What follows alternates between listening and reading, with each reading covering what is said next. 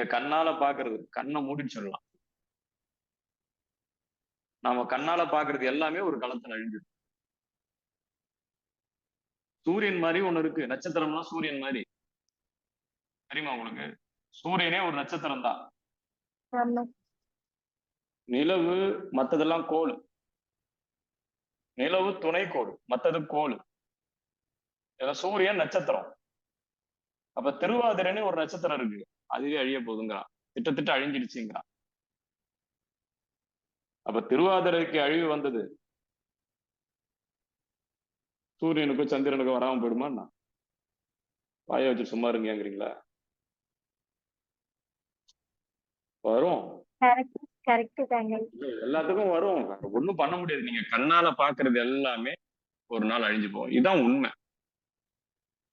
அதை அழிஞ்சும் நம்ம இருக்கமாங்கிறதுக்கு தான் போராடுறோம்.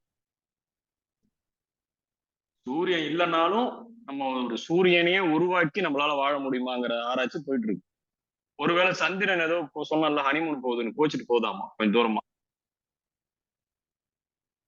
அப்ப ஹனிமூன் பக்கம் தானே வரணும், ஏன் தூர போறது ஹனிமூனுங்கிறான்னு தெரியல. சரி, அப்ப சந்திரன் கோச்சிட்டு போச்சுன்னு வச்சுக்கோங்க, குளிர்ச்சி யாரு தர்றது பூமிக்கு? அப்ப அதுக்கும் ஒண்ணு ரெடி பண்ணணும். நம்ம நல்லபடியா இருக்கணும்னா பூமி நல்லபடியா இருக்கணும். பூமிக்கு குறைனா நமக்கும் குறை.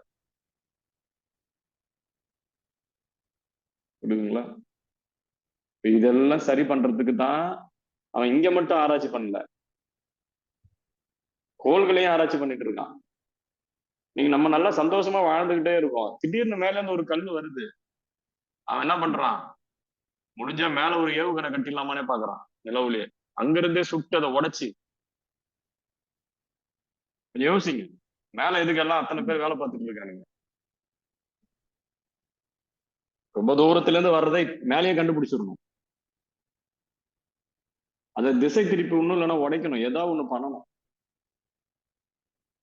நிலவுல போய் எதுக்கு ரோடு போடணுங்கிறான்? கொஞ்சம் யோசிச்சு பாருங்க.